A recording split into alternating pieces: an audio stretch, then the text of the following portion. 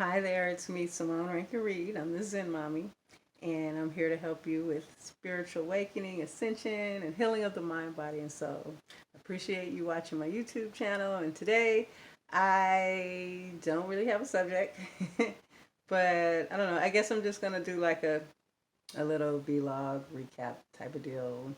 So when this year started, I had some goals. I was like, yes, I'm gonna do 365 videos. I'm gonna have a video every year. But I got sick at the end of the year.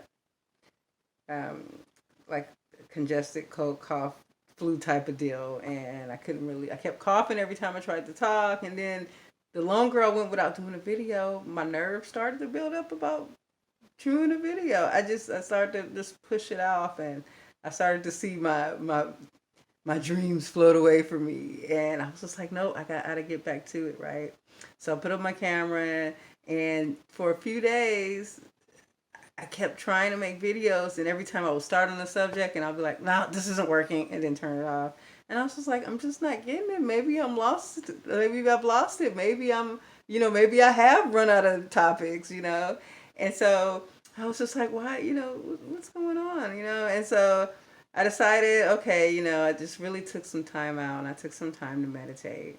And one thing I learned about with meditation is people will give you, there's millions of types of meditations. There's all kind. There's the Jajen meditation. I mean, it can go on and on. There's different ways you could breathe. There's different sounds you can make. There's different positions you can do while meditating. There's theta meditations. There's binary beats. There's guided meditations. And let me tell you something. One thing that I really learned about meditations is I've been trying to meditate and practice going into like this theta. I've been learning about theta healing. Well, theta healing is basically kind of like when you meditate and you take your brain into theta state and you kind of ascend your consciousness up and you can go like directly like to source within your meditation, right? And so I've been practicing that because theta healing is like one of the most powerful, effective ways of getting like healing and instant healings. And so I was having a hard time, meditating and just trying to get in that state and or get into like a deep meditation state. Sometimes yeah, I've done it before, but like when you get thrown off and you're not doing it daily with, life, being sick, having a baby, it's kind of hard to get back to it. And so I had decided that I sat there and I was just like, wait, and it just gets to a point. Sometimes I use meditation music and then I spend 20 minutes trying to find the best beat. And then sometimes I try to take like the suggested meditation to help you with theta or the suggested meditation to help you with this. And it just got to the point where there's some, I felt like there were some beats that I listened to that I resonated with. Like I like shamanic drumming, this DMT beats, right?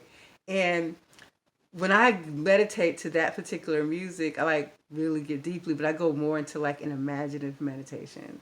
And so I was trying to tell myself I can't do that all the time. I need to focus on the other meditations. And so sometimes the other meditations weren't really working out for me as that one. And so the other day I was just like, I'm just going to do, something told me just like, do what resonates with you. Do what feels right to you. And don't hold that guilt or that stress or what you think everybody else is going to think. You know, a part of this is having to realize that I am the creator of my universe. Whatever I like, whatever I want, whatever makes Simone happy. Focusing on me, that's like the key. And so once I did that, it was a beat I resonated with. And I felt like I was able to go into a really deep meditation where nothing else mattered. And see, my meditation was very like creative and imaginative. Like I see things, I see visions, I create. And that for me, that form of meditation is what works for me. And so, but for some reason I felt like I shouldn't always do that meditation because it's like all imaginative and creative and it keeps me kind of busy. And most people say you want to like go blank, right? But like for me, being in that state puts my ego in a blank state. And that's what works for me. So I sat and I was like, I'm just going to do it. I'm going to trust it. So I did that meditation and I got these wonderful images and I saw so many things. And when I came out of it, I was refreshed. I was happy. And guess what? And I came back and I did not stumble around on the next 3 videos I shot. and I've already posted 2 of them. And so that was one thing I learned. I know I started this off as a blog, and but yeah, that's the one thing I figured out. I was going through that block, and I just had to center. I had to come to myself. I had to come to my true self. I had to communicate with my higher self. I have to start building. What I've been thinking about is starting to build a stronger relationship with my higher self, that of me, that of the future me, that of the highest, the best version of me. See, my goal with your higher self is in 5D, right? So my goal is to reunite with who I am and become the fullness of who I'm supposed to be and meant. And so I've been thinking a lot lately about building out that relationship with my higher self. I've been like confused about things like, you know, awakening out of religion and all your life feeling like you had to pray to some other God outside of you. It was just like, and then you realize you awaken, right? There's like so many levels. Like you might not resonate with everything I'm saying because you're at a different level of awakening than I am. And so there's so many levels, okay? You go through this phase where you're free, right? Then you go through this phase where you realize I'm a creator of my reality. Then you realize you got all of these spiritual gifts and psychic abilities, and you realize that I am God, and you just have to accept that we're all one when you go through the oneness. And so realizing who you are, realizing that you are a creator God, and your higher self is basically that God version of you that's not stuck in this dimension, that's guiding you, that is definitely closely associated. You're just an aspect of you.